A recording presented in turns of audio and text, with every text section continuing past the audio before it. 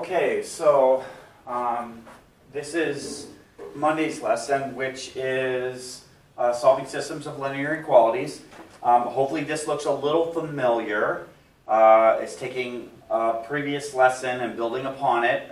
When we went to go solve systems of equations, we did the same thing here. The only thing that's different is that there's an inequality less than or greater than, and there's something that's different, happening different in the graphs now.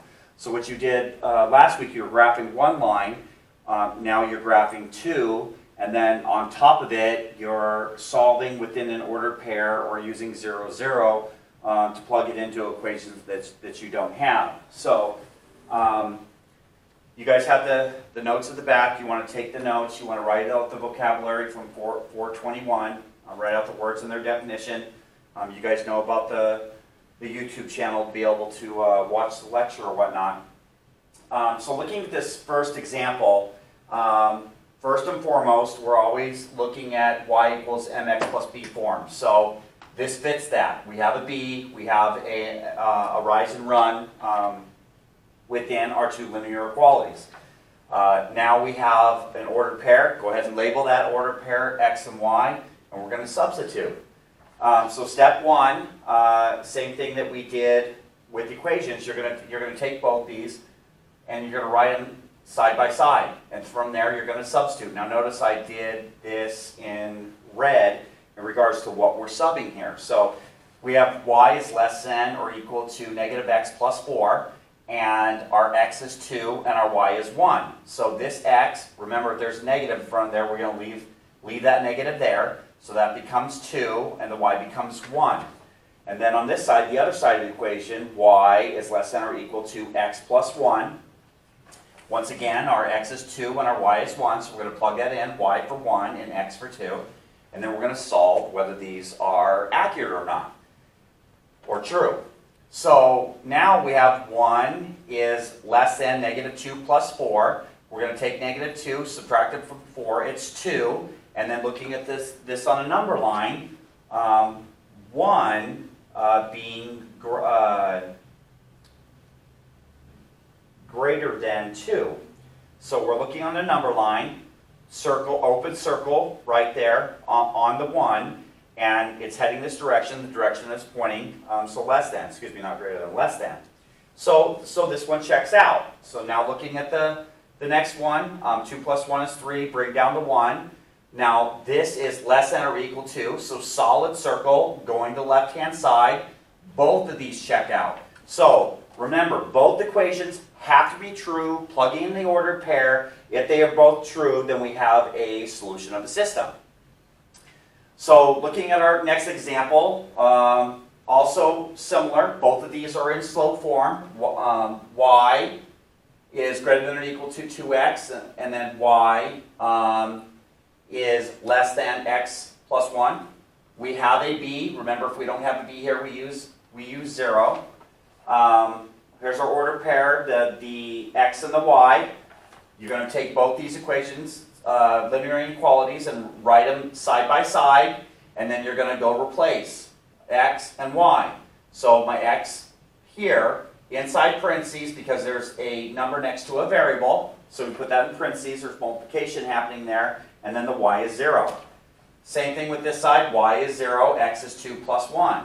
And then we go ahead and solve. So 2 times 2 is 4. Bring down to 0. 0 is greater than or equal to 4. Well, when we go to graph that out, solid circle, 0 to 4, well, that's not true. So this linear inequality, plugging in an ordered pair, does not work. This next one, 0 is less than 2 plus 1. 2 plus 1 is 3. This one checks out because it's open circle, 3. 0 is less than 3. That one's accurate. So this one doesn't end up being accurate because once again we're dealing with 4. This should have been, if this were accurate, the 4 would be on the other side because obviously 4 is greater than 0. So once again we're looking at our inequalities in regards to slope form and plugging in the ordered pair. If it doesn't work out on both of them, and it has to take both of them, then we don't have a system of solutions. So it takes those two. So both linear inequalities have to be true. This one is not a system of solution because this one is not true or accurate. Okay, now, following this next example, once again, we have two things. This one's in slope form, this one's not. So we need to get into y equals mx plus b form. So obviously this one's not, so we need to do that first. So I take this equation and I write it down here. I'm trying to get y by itself. I'm going to subtract 8x from both sides, positive, subtract it, inverse operation. I cannot combine these, they're not the same because that x right there. So I bring down the negative 8x and bring down the 12. Then I have my 4y left over. I divide both sides by 4. That gets the y by itself. So now this is negative 8 divided by 4, which is negative 2, and then 12 divided by 4, which is 3. So now that I have this one in linear form, I take the other one and I write them side by side. I'm following these same steps here. So from here, what's different is I have to go graph this out to find the ordered pair. In other words, I'm looking for an ordered pair that's in both of these shaded areas. So I have my purple line, which is y is less than or equal to negative 2x plus 3. And then my red line, which is y is greater than 1/2 x minus 2. So let's go through the graphing part of this. So looking at the first one, let's go ahead and start with the red. Well, obviously we're going to start at negative 2, and we're going to go up 1 over 2. So there's my line, and then down 1 over 2. This is a dashed line because it's not equal to, and it's greater than. So we're shading up. Okay, I used arrows because if I shade this, you wouldn't have been able to see it. So now looking at our next line, y is less than or equal to negative 2 plus 3. So that means we're going to start at 3. We're going to go down 2 and over 1. And then up 2 and over 1, the opposite of it. So that's going to be our line. It's going to be a solid line. This is less than, so it's shading down. So what this means is we are looking for an ordered pair within both of these shaded areas. So this side and this side. So this information right here that's in the green. Anything in here, if we take this ordered pair, we should be able to find the solution. So what I'm going to use here is I'm going to use negative 1 and negative 1 because it fits within here. It's within the red and it's within the purple of these two lines in this shaded area. So using negative 1 on the x and negative 1 on the y, I can go and plug these back into my linear equations. Now I'm to the same steps again. So I write both these out. I write my ordered pair. Both of these ordered pairs are within the shaded area. As long as this checks out, then we're good. So my first one, I'm going to do my substitution. Once again, I took my ordered pair, negative 1, and I wrote it in red. So y is negative 1 and x is negative 1. Remember, this goes in parentheses, and then we have distributive property. Okay, so from here, we solve it. Everything's pretty much the same from the previous lesson. The only thing that's different in this situation, we don't use zeros. We have to graph it out. We have to see a shaded area that both of them cover. So we're able to put this in, see whether this inequality is true, and then we've solved it. So here, distributive property, negative 2 times negative 1, positive 2, bring down the 3, bring down the negative 1. 3 plus 2 is 5. Negative 1 is less than or equal to 5. Well, this one checks out because on our number line, we're at negative 1, and negative 1 is less than 5, so this one's okay. Okay, next one. 1/2 x minus 2. We're going to take this x inside parentheses. We're going to put the negative 1 and the negative 1 on the outside. Well, anything times it itself ends up being 1. So this is a positive, this one's a negative, so this becomes negative 1/2. So it's just itself changing the symbol. Bring down the negative 2, bring down the negative 1. Then we're going to add these. It's a fraction to a whole number, so this is a mixed number. We can just add these together. We're not subtracting here. We don't need common denominators. So negative 2 plus 1/2, negative 2 and 1/2 is like $2.50, same thing. So we're negative 2.5 and negative 1 down here. So we go and graph this out. Our negative 1 is going to be open circle greater than, moving this direction. Well, 2.5 would be right in between 2 and 3. So this is accurate. Both these check out. So now our order pair, negative 1 and 1, within our shaded area, we could have picked anything in here. Negative 1 is a system of solution. Both of them check out. Okay, next one. We're graphing and we're seeing what happens. We're looking for, once again, overlapping areas like what happened with the green here. So we have example D here. We have two lines. I color coordinated them to where they are and then label them. You want to make sure you label your lines so you can see what's going on in your graphs. So y is less than 2x minus 3, so we're going to go ahead and graph that out. We're going to start at the 3, we're going to go up 2 and over 1. This is going to be a dashed line, it's less than, so it's shaded down. So we took care of this one. Now we're going to take care of this one. So y is greater than 2x plus 2, so we're going to start at 2, we're going to go up 2 and over 1. This is also going to be a dashed line, greater than shaded up.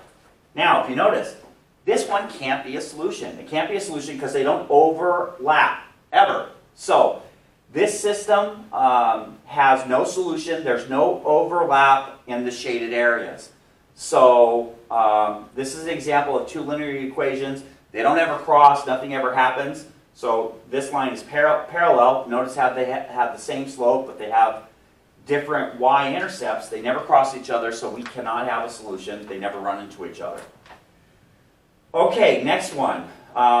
When we're doing one linear equation, it impacts the graph. Now we're doing two, so there could be different things that happen in regards to, if you guys remember the transformation, reflection, rotations, and things like that, that could also happen. So we're looking for overlapped areas. So, looking at example E, we have, once again I did it in two different colors, the purple and the red, which coincides with the line. So y is greater than x minus 3, so I'm starting at 3 and I'm going up 1 over 1, up 1 over 1. This line is dashed, this is greater than, so from this line up, everything's being shaded. Now our next one, y is less than or equal to x plus 1. So we're going to be starting at the graph at 1. This is going to be a solid line, and we're going up 1 over 1. So this one's going to shade down. So even though these lines are parallel, one is less than, one is greater than, that means the solution is right in this area that these two lines overlap. So we can pick anything within here, any ordered pair in here, like let's just, for an example, we could say x is 1, y is 1. We could go plug it in and solve for this. But this is just, these two examples are shading on a graph to see what overlaps. So our solution is right here and here, what overlaps. No overlap here, no solution. So we know this is a system of solution. We can pick any ordered pair and plug it in and go ahead and solve for it.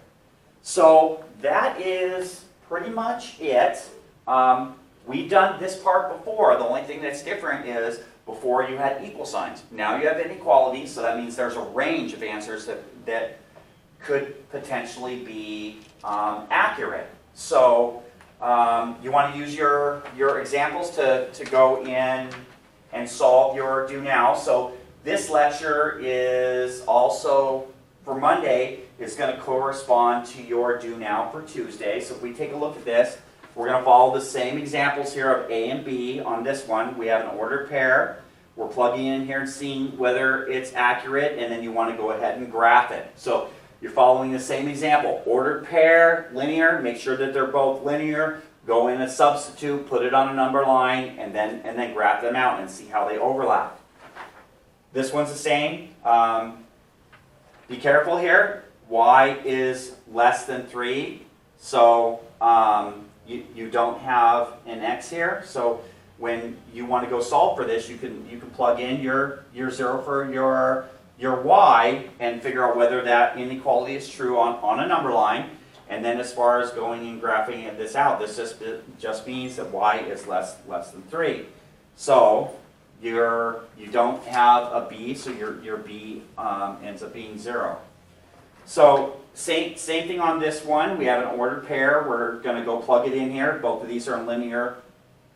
Yeah, both of these are in linear format. So you want to go plug in the ordered pair and you want to solve for it.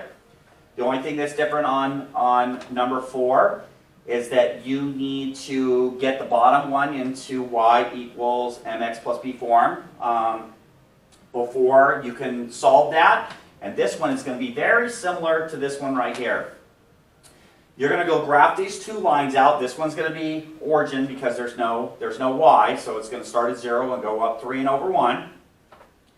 You're going to want to graph these out, see what the overlapping area is, pick a solution from it in where they both overlap, plug them back into the equations and see if they're true. Okay, so let's talk about this week. So this is your guys' lecture for Monday. Translates into your due now for Tuesday. Your due now, which I put up on the board and it's also in the back, that's the page assignment. You don't have to look up the page because I made copies of it. So you guys want to be turning that in on Monday and getting your notes done. So your due now and your notes, your vocabulary. Also in the handout I gave you the graphic paper and you also have the worksheet. I'm only having you do through 6, 1, 2, and 3. You want to make sure that you solve these just like A and B, but I also want you to graph these 3 along with these other 3. These 3, you're doing this where you're overlapping the ordered pairs, getting them in slope form, and finding a solution, plugging in, and then solving for it. That is it. Just remember you want to get your planners done because the planners, I will be looking at those on Wednesday of whether that's going to impact your grade or not. As far as the rest of the week, we're doing our formative test assessment on Wednesday. So you guys have the link to the YouTube channel if you need to watch the video again in regards to getting ready for the test. Thursdays is going to be a straight makeup day if you're missing any assessments or you need to finish from the assessment on Wednesday. So that is it. Once again, if you need to watch the video or if you need to have the sub play it twice or whatnot, then that works. Please be nice to the sub. Once again, you guys want to have the worksheet done on Tuesday. On Monday, you want to have your notes done, the vocabulary. You're going to watch the lecture and do the do now. And then this is your do now for Tuesday. Okay, that is it.